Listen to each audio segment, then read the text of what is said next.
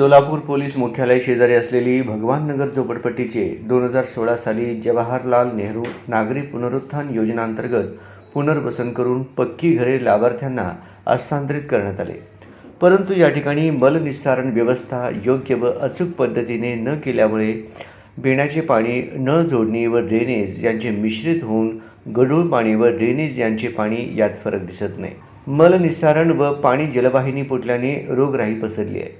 ज्या दिवशी पाणी सोडले जाते त्यावेळी संपूर्ण वस्तीत नदीला पूर आल्यासारखी परिस्थिती निर्माण होते। यामुळे प्रत्येक घरात एक डेंग्यू, मलेरिया, हिवताप, हगमण, थंडी, तापेचा रुग्ण आढळून येतो।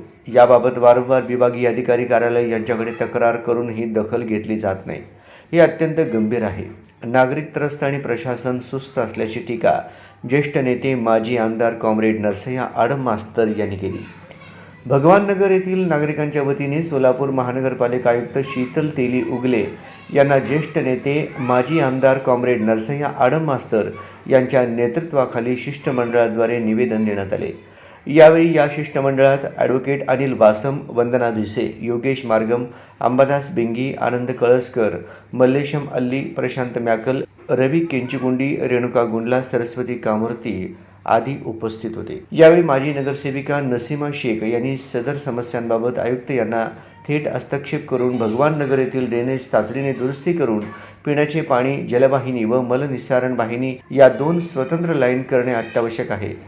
कृपया नागरिकांच्या आरोग्याच्या दृष्टीने अत्यंत महत्त्वाचे व अनिवार्य समस्या आहे।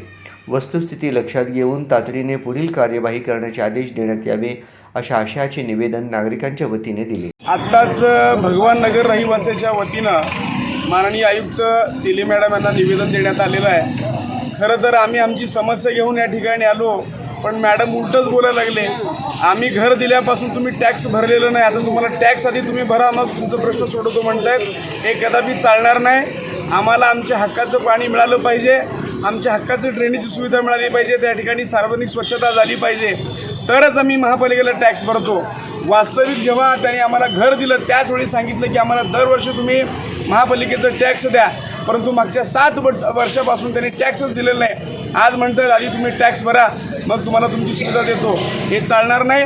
असं जर होत असेल तर भगवाननगर रहिवासीच्या वतीनं या ठिकाणी महानगरपालिकेच्या आयुक्ताला घेराव घातल्याशिवाय आम्ही राहणार नाही, असा इशारा ठिकाणी आम्ही देतो। भगवाननगरच्या वतीनं एक आयुक्ताला भेटायला आलो होतं शिष्टमंडळ।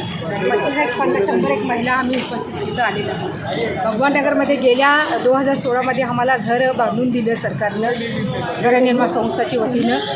तर ह्यानंतरनं आम्हाला सर्वच सुविधा करून देतो म्हणून असे आमचे मोठे घरं, लहान घरं आम्हाला दिलं। 3ऱ्या मजल्यावर आले तरी आम्ही राहत गेलो।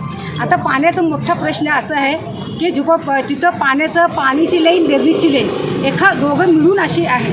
तर आता लोड जास्त व्हायला लागलेला आहे, म्हणजे सर्व पाण्याचं लोडमध्ये संडासचं पाणी, यायचं पाणी अशी घाण पाणी यायला लागलेलं आहे। ड्रेनेजवर चेंबर नाही आहे, चेंबरवर जर फरचा नाही आहे, तसं समजा ते दत्त मंदिर आहे, दत्त मंदिरमध्ये सुद्धा अशी घाण पाणी जातो। आता पियाचं पाणी आलं तर 1 तासभर पाणी सोडावं लागतं, अशी परिस्थिती आलेली आहे। आता आम्ही आयुक्त साहेबांना निवेदन देऊन त्याला सांगितलेलं आहे। आता ते संबंधित अधिकाऱ्याला सांगितले, चोबे साहेब असेल, ते कारंजी साहेब असेल, त्यांनी व्हिजिटला ते पाठवून देण्याचा निर्णय घेतलेला आहे।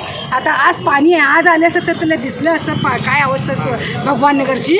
तर ह्या पाणी आलं तर कुठलं लग्न होत नाही, कुठलं मेलेला मळासुद्धा ठेवावं लागतं, म्हणजे पाणी बंद करावं लागते, अशी अवस्था आहे। कुठला कार्यक्रम होत नाही, म्हणजे गंगा भरण्यासारखं पाणी जात आहे ड्रेनेजला पाणी, हे ताबडतोब बंद व्हावं म्हणून आम्ही असं निवेदन दिलेलं आहे। आता आयुक्त साहेबांना ते आमचं म्हणणं ऐकून घेऊन ते आता 1.5 महिन्यामध्ये हे लाईन घालण्याचं काम करतो म्हणलं आहे। तात्पुरतं चांगलं पाणी देण्याची तिने जबाबदारी घेतलेली आहे, अशी व्यवस्था केलेली आहे।